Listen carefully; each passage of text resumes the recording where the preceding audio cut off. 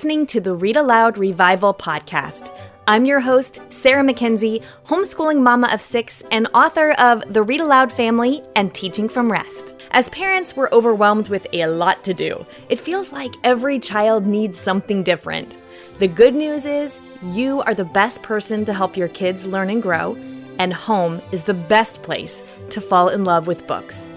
This podcast has been downloaded 7 million times in over 160 countries. So if you want to nurture warm relationships while also raising kids who love to read, you're in good company. We'll help your kids fall in love with books, and we'll help you fall in love with homeschooling. Let's get started.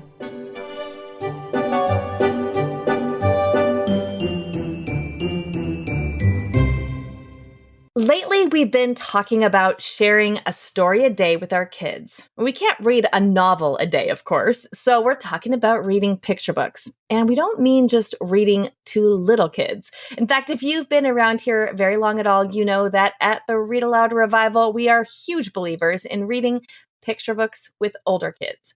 One not super well-known fact is that language sophistication, syntax, diction, the complexity of sentence structure, it actually goes down when you move from picture books to novels. And the reason for this is very simple.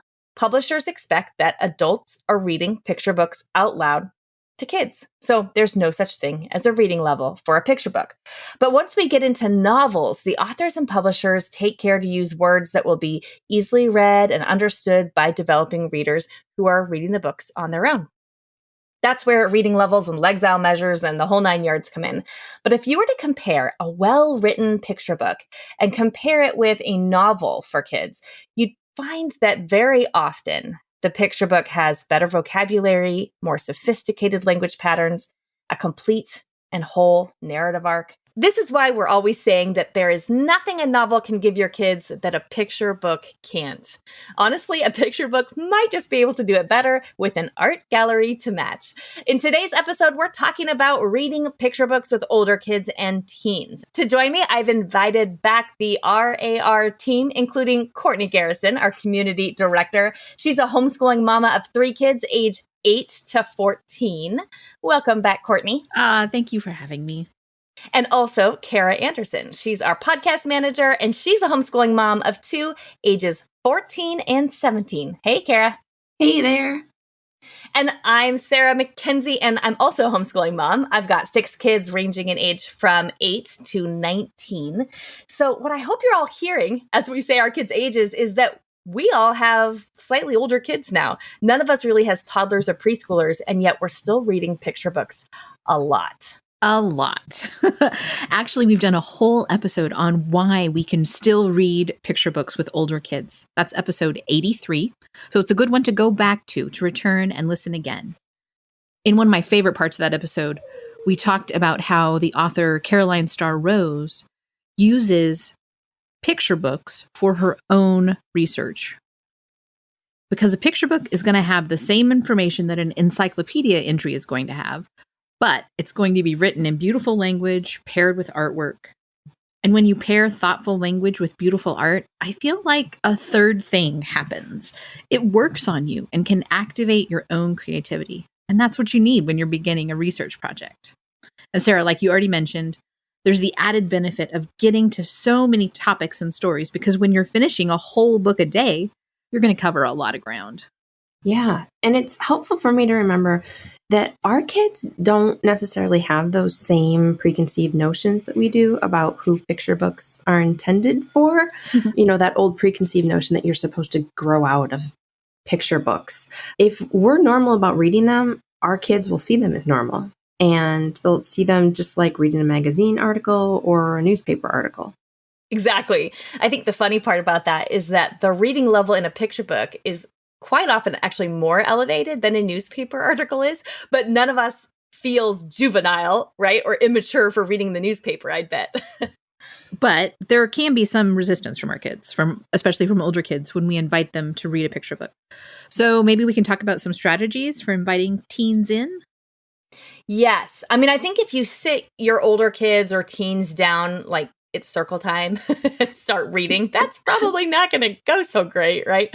One strategy I've used in my house, because I have older kids and younger kids, is to assign the older kids certain times of day when they read picture books to the younger ones, even if it's a picture book that I more want the older child to read than the younger one. That's kind of a sneaky way in. Or sometimes I'll read to my younger kids when I just know my older ones are around. And food helps, especially if you have hungry boys. They're always, a teenage boy is always around looking for food. So if you can combine that with reading to your younger kids, the older kids, will a lot of times just hear what you're reading. Yeah, I think food is always going to help. If you have a bowl of popcorn or iced tea and lemonade, popsicles, a snack tray with veggies and cheese and crackers for those long afternoons, even if you get the feeling that the teens are only there for the food, they're still the goodness of the story. And we've talked about reading at mealtime. Everybody is gathered in one place, somewhat occupied. That's the perfect time for sharing a picture book. Yeah, and it creates those warm memories that we always want to talk about when you pair a snack with a good book. Yeah. I also think that choosing which books you read makes a huge difference. We're going to include some books in the show notes that are great for reading just to older kids. For example, I remember when first reading this book in our old house, there's a beautiful picture book by Jacqueline Woodson called Showway. Mm-hmm. And it's about a heavy topic. It's about slavery, and it's about the quilts that were used to communicate safe passage through the Underground Railroad. It's beautiful, but it is definitely geared toward older readers. And so choosing a book like that is obviously not a babyish book can be a great way to signal to your older kids and teens that just because a book has illustrations, that doesn't mean that they're beyond that. I think storybooks can be another way of opening the door to the pleasures of picture books. I'm thinking here about collections of stories that have plenty of illustrations. So they're not the same thing as a picture book, but they're close. A few examples might be a new book called Stories of the Saints. It's written by Carrie Wallace and illustrated by Nick Thornborough. This book, I don't know this one. It came out last year. Huh. It's a keeper for sure. The stories are riveting. They're even a bit gory sometimes, as only saint stories can be. Oh, and they can be. But the illustrations are stunning. My kids pore over the illustrations long after we finished reading the story. Another one is Shakespeare's Storybook by Patrick Ryan. This book is out of print, but it's worth tracking down if you can. We have a library copy. It's a collection of English folktales that Shakespeare used as source material for his plays. So I love thinking about little boy Will hearing these tales, pocketing them away. The stories are funny. Another one is Dictionary for a Better World, Poems, Quotes, and Anecdotes by Irene Latham and Charles Waters. It is a we love Irene Latham of a book. Yeah. This book it's big. Each spread includes a poem, a quote from a famous person, and a personal story from Irene or Charles. So there are a lot of entry points, lots of ways to get people talking about every page. Not all of them will land. Not every poem is going to be a favorite. Charlotte Mason talks about the idea of masterly inactivity. Brandy Vinsel calls it being impervious. Our teens don't have to love everything that we love. Oh, man, this is a hard lesson to learn, I think. I think we have lots of opportunities to keep learning it. For me, the half of the lesson that I need to learn is that I don't need to respond to everything that my teens say. We're not looking for conformity. We want connection. And that can happen even as they are developing their own taste. Yeah, that's really good.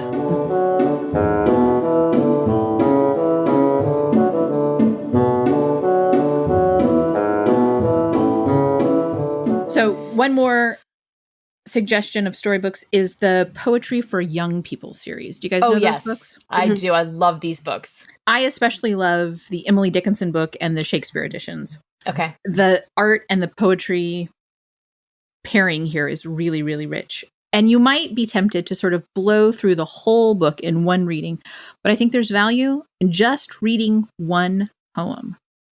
Just letting the poems and the illustrations sink in. As we were getting ready to record, we were testing our microphones. And Kara and I said, testing, 1, 2, 3. But Sarah started quoting an Emily Dickinson poem. Hope is the thing with feathers. That's all I can do off the cuff. But she went on for a couple of lines. So I think she might have a connection to Emily Dickinson. That perches in the soul and sings the tune without the words and never stops at all. And sweetest in the gale is heard, and sore must be the storm that could abash the little bird that kept so many warm. I've heard it in the chillest land and on the strangest sea, yet never in extremity it asked a crumb of me. That's so good. Yeah, I want you to homeschool me, Sarah. If you could. I'll be your oldest student. I will say it was one of those proud homeschooling mama moments when we were in an independent bookstore a few weeks back. Clara, my 9-year-old, picked up a card that had like illustrations of famous poets on it. And so she said, well, which one's which? And so I pointed to them all, was naming them. I said, this one's Emily Dickinson. And she clasps her hands to her chest and said, hope is the thing with feathers. And the way the woman behind the counter was like beaming at me. And I was like, yeah, I did that. I think we might need to do a show about memorization. Maybe we do. Well, speaking of oldest students, I just thought The Oldest Student, that's another excellent picture book for older kids. Yeah. Oh, it is by Rita Lorraine Hubbard wrote it. Oge Mora illustrated it. And it tells this story of how old was she when she learned how to read in her 90s or something? Yeah. Yeah, maybe even older than that. Maybe No, even at 106. Is that right? 116 she learned to read. Oh my lands. That's amazing. So that she could read her Bible. Yes. Yeah. So that she could read her Bible. That's an excellent, that's such a good recommendation. That's a great picture book you could read with all of your kids. Yes. But your teens will find it. I mean, like we're sitting here like guffawing over it. So clearly your older kids and teens will find something to love there too. Yeah. Especially if you have any child who has any sort of, has had a little bit of a harder time reading or learning to read. Yes. Another book that your recommendations court reminded me of are the Ethel Pachoki Saint stories. Once Upon a Time Saints, more Once Upon a Time Saints, around the year Once Upon a Time Saints. They're kind of a marriage between saint stories and fairy tales. By the way, we'll put all these books into the show notes because we've kind of got a rather robust book list for you all today. Do you like how I said we will put all the books in the show notes, and I'm eyeing Kara because Kara will put them all in the show notes. So Courtney, let's keep rambling off some more titles. Yes. But one other thing that I was just thinking as you were talking about this, Court, is that so many of the authors that we've interviewed at Read-Aloud Revival, when we ask them, what are the stories that formed you? It always astounds me how often we hear about fairy tales, this deep and abiding love of fairy tales, which are really just short stories. You know, if you've ever read like a grim version of an actual fairy tale, you know, these stories aren't meant for little kids. They're kind of intense. And so anyway, that just kind of reminded me that the short story form is something that speaks to all of us for a reason. And it has for a very, very long time. Yeah, I love your description. I'd never sort of made the connection between the Ethel Pachoki books and fairy tales. I think that's great. I just was looking up that Einstein quote. If you want your children to be intelligent, read them fairy tales. If you want them to be more intelligent, read them more fairy tales. So good. Yeah. There are a couple of unsolved mysteries from history by Jane Yolen, and these books are so good. The Mary Celeste, a story of a crew and family that just vanished at sea. And there's lots of room to talk about theories and the evidence that was left behind and to try to form ideas with your older kids and teens. I think they would love that kind of conversation and feel really kind of grown up to have those kinds of conversations, you know. And then Roanoke, the Lost Colony, very similar. If you're familiar with the story of Roanoke at all, that a whole colony disappeared. And again, just so much room for intelligent conversation and, you know, batting theories back and forth. And Courtney, like you said earlier, we're not looking for conformity. We're looking for connection. So if we're having big conversations about things and kind of putting our kids on that same level to have that conversation, I think that is just excellent. And those two are both by Jane Yolen? Yes. And they're picture books? And I believe Heidi Stempel Yolen, her daughter.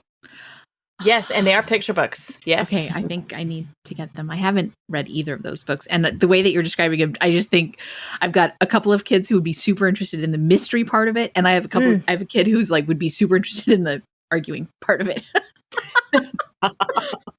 And all of a sudden we can all think of that child of our own. Okay, picture book biographies are another like really great read aloud for older kids and teens.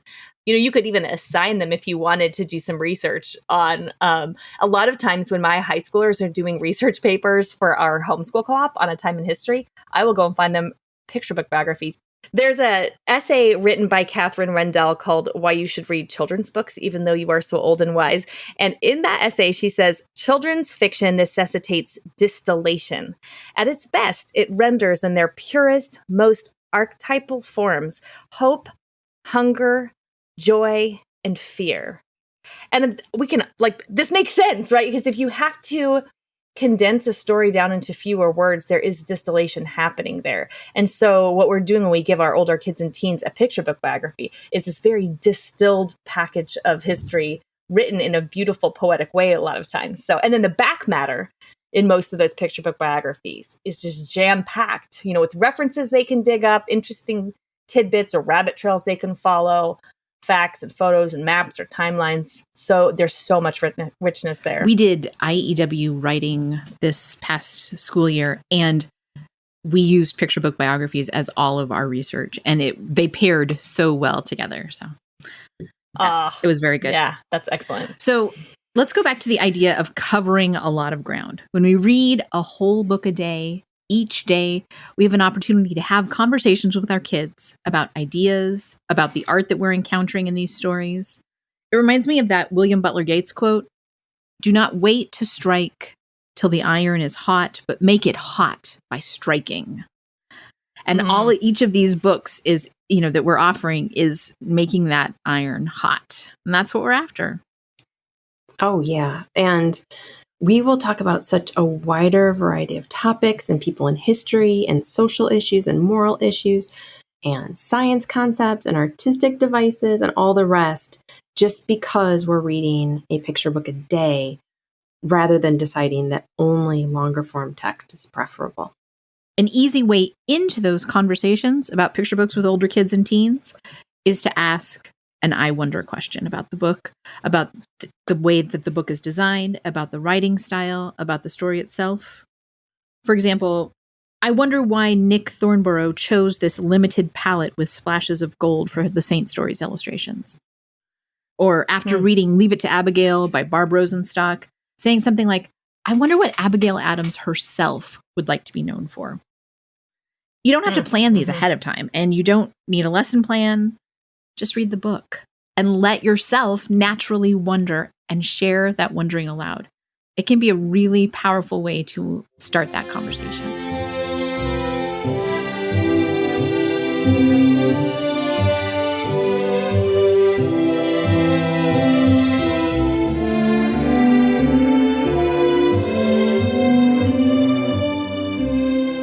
I love that.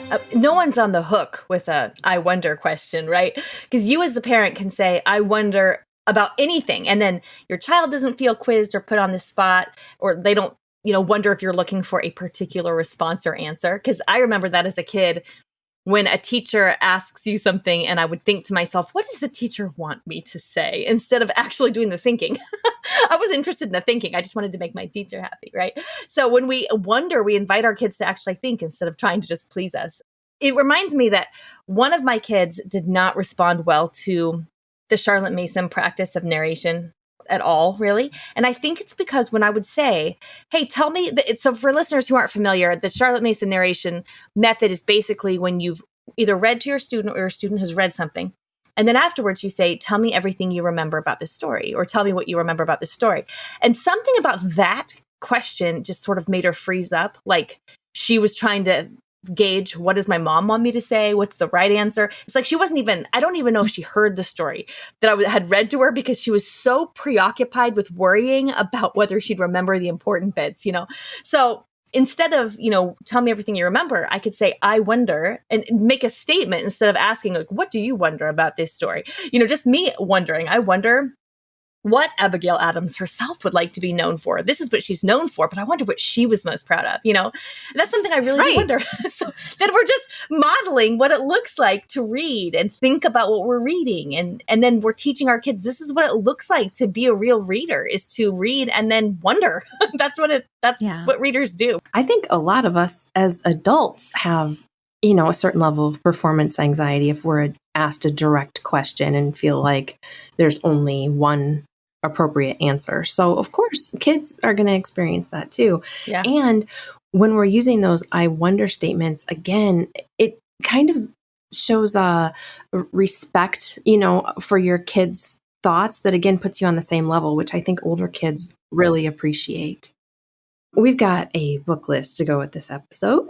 The books on this book list are particularly good at picture books to be read with older kids and teens. So if you don't have younger kids at home or that you're reading to, and you think, okay, what books can I do this story a day with? Then check out these show notes. Our book list is going to be a big help there. They're at readaloudrevival.com/180. Do we each want to share a picture book before we go? Yes, we do. I've got one we do. that I'm very anxious to share. Okay. And I want to share this one because when I read it in the spring I read it to myself first, and then I read it with my kids. And I thought, wow, is this ever an example of a picture book that really is probably intended for teens, or, you know, most appropriate for teens? It's called Voice of Freedom, Fannie Lou Hamer, and it's by Carol Boston Weatherford, who was here in June and did a fantastic WOW event. Fannie Lou Hamer was a champion of civil rights and truly overcame so much. But this is not a book that I would have read aloud with my kids, you know, even probably last year. They're 14 and 17 now.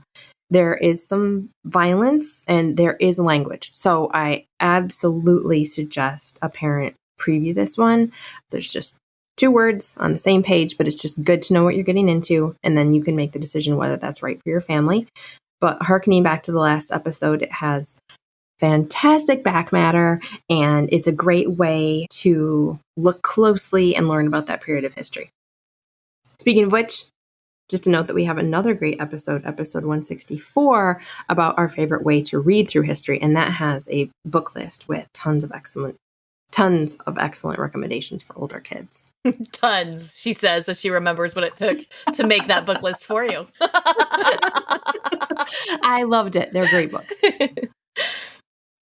We recently read Chanticleer and the Fox by Geoffrey Chaucer, illustrated by Barbara Cooney. This is an illustrated version of one of the Canterbury Tales. It won the Caldecott way back in 1959, but somehow it doesn't feel dated at all. Yep. It's got vibrant colors, memorable characters. This book, paired with iced tea and the special edition of the Read Aloud Revival podcast, all about Barbara Cooney, this would be an excellent way to spend the afternoon with your teen. You know, I love that recommendation because I just can't get myself enough of Barbara Cooney. And interestingly enough, when she got the idea to illustrate that book, she was reading the Canterbury Tales, and she had, on her daily walk, she would pass this farm full of chickens. And she said that on one day she was walking home and she just looked into the barn, and it's like the way the sun was setting and the light was slanting over the chickens and made them all look gold. It's like that just made something happen in her mind where she was like, I have to paint those chickens. And that became Chanticleer and the Fox. Oh, my lands. I can't wait to tell my kids that story, because we have a walk that we do, and there are neighborhood chickens that we go and visit. We call them our chickens. They're not our chickens. Yeah. But so we're out on walks, often looking at chickens as well. So I can't wait to tell them. Oh, yes. Okay, so I want to mention the picture books by David Macaulay. So a lot of you are probably familiar with these: Castle, Pyramid, Cathedral. There's a big fat one called The Way Things Work, or The New Way Things Work. So we've had David Macaulay at RAR Premium before, and I think he's just got to be one of today's most talented pen and ink illustrators. It's amazing what he can do with one pen on a page. He's actually an architect by trade, which makes a lot of sense when you're looking at, Cathedral or Pyramid or something. I think these books tend to be a really good fit for kids who are drawn toward nonfiction, which we hear about a lot from Read-Aloud Revival listeners. Some kids are like, what do I give my kid that just wants nonfiction? Give him a David Macaulay book because they're so well done. And we'll put several of his books in the show notes. You're welcome, Kara. I think I'd probably start with Castle if I was brand new to David Macaulay. That one's one of my own favorites, or Pyramid. And I just remember my kids' imaginations getting really captured. There's lots of how-to and like technical knowledge, and also just incredibly breathtaking art. So yeah. Okay, let's go hear from the kids about what they've been reading lately.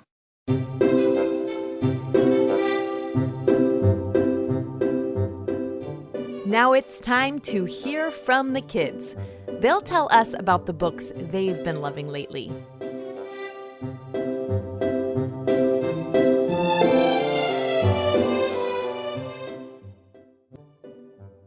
Hi, my name is Parker.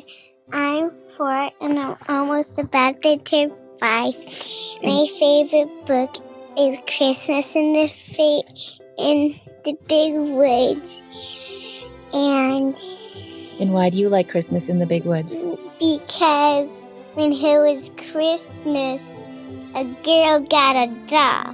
Yes, Laura got her favorite doll. What was her name? Doll Charlotte. And did you have another favorite book?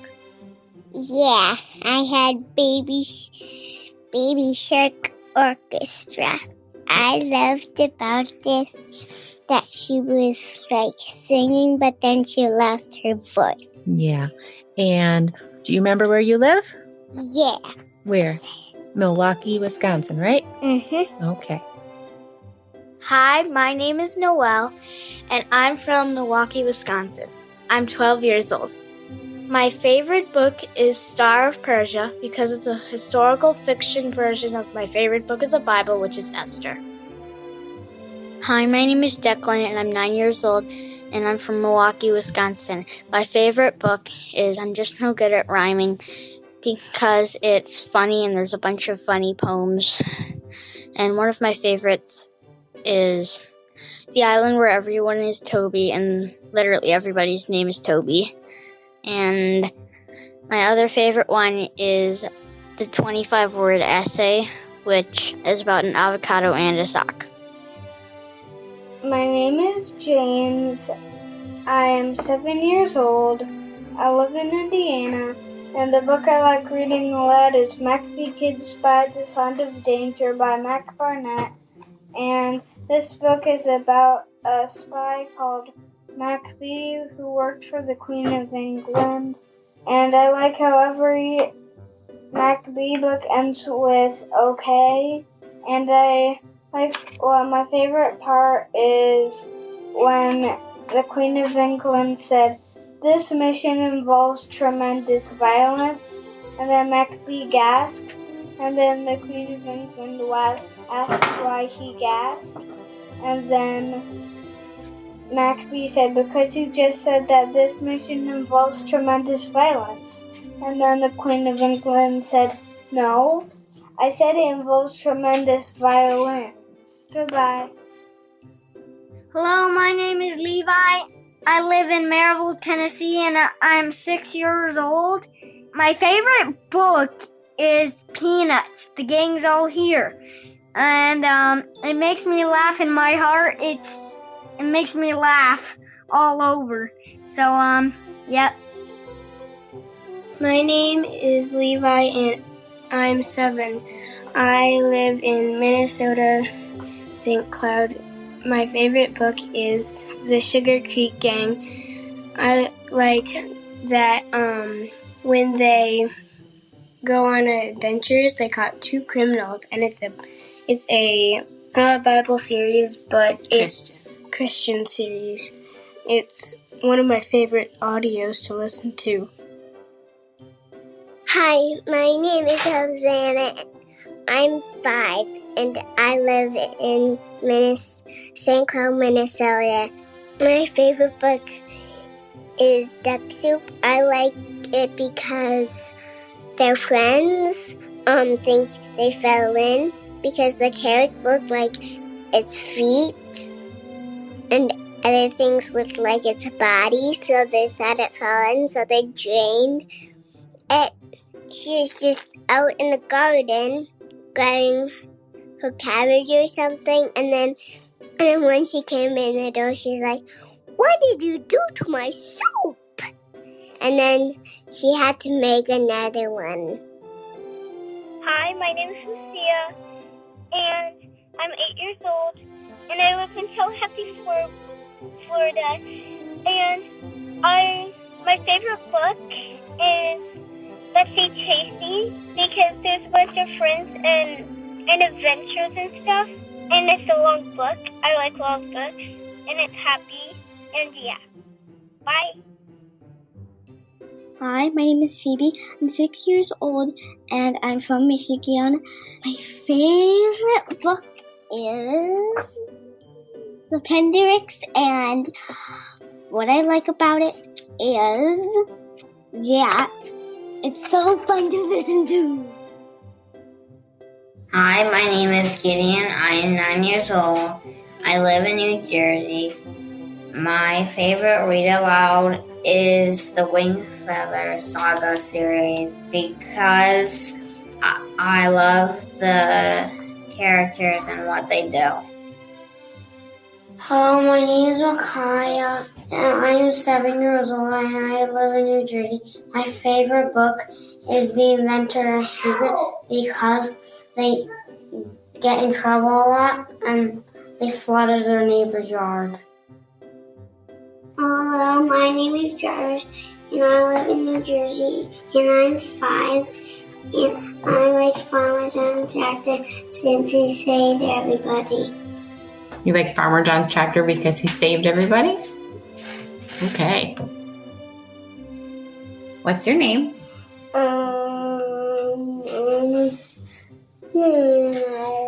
Your name is Lazarus. And how old are you? 4. 4. And where do you live? In New Jersey. And what's your favorite read-aloud book? Big Frank's Fire Truck. Big Frank's Fire Truck. And why is that your favorite book? Because I read it. Because you read it and you like firemen? Yeah. My name is Noah. I am 6 years old. I live in the state of Tennessee. My favorite book is The Green Ember by S.D. Smith. I like when Piglet does the pledge to Homer. Hi. Say hi. Hi, my name is Wade. I'm 8.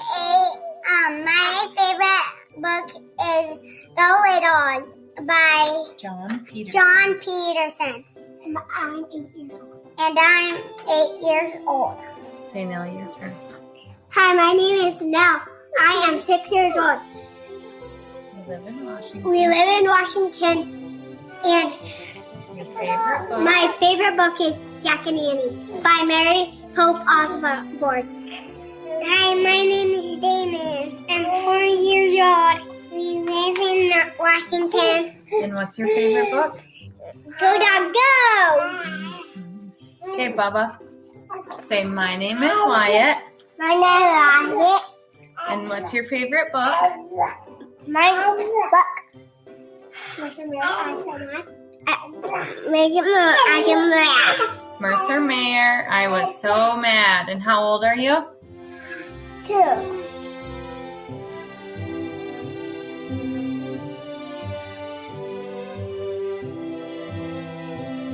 Thank you, kids. The book list we've mentioned today, picture books that are excellent for older kids and teens, is in the show notes. Read-Aloud-Revival.com/180. You can grab the book list there, and you can also grab a quick tracker to take a 7-day book a day or a 30-day book a day challenge with your kids.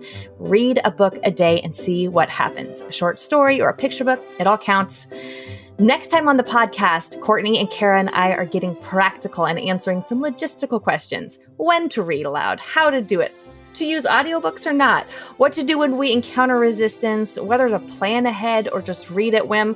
We're talking about it all in 2 weeks here on the Read Aloud Revival podcast. In the meantime, you know what to do. Go make meaningful and lasting connections with your kids through books.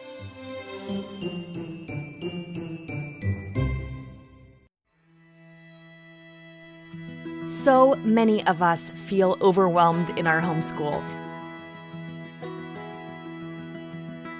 There's a lot to do, and it feels like every child needs something a little different.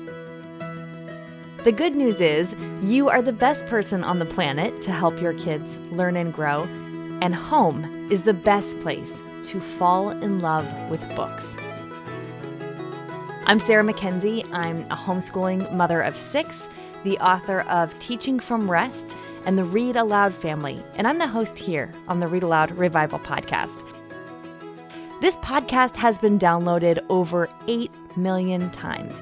And I think it's because so many of us want the same things. We want our kids to be readers, to love reading. We want our homes to be warm and happy havens of learning and connection. We know that raising our kids is the most important work of our lives. That's kind of overwhelming, right? You are not alone. In Read-Aloud Revival Premium, we offer family book clubs, a vibrant community, and Circle with Sarah coaching for you, the homeschooling mom, so you can teach from rest, homeschool with confidence, and raise kids who love to read. Our family book clubs are a game changer for your kids' relationship with books. We provide you with a family book club guide and an opportunity for your kids to meet the author or illustrator live on screen. So all you have to do is get the book, read it with your kids, and make those meaningful and lasting connections.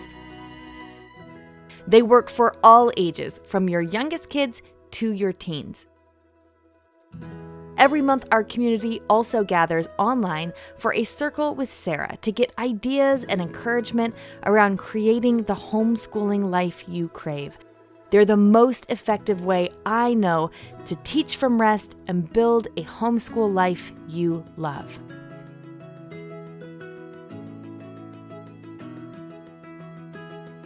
We want to help your kids fall in love with books, and we want to help you fall in love with homeschooling. Join us today at RARpremium.com.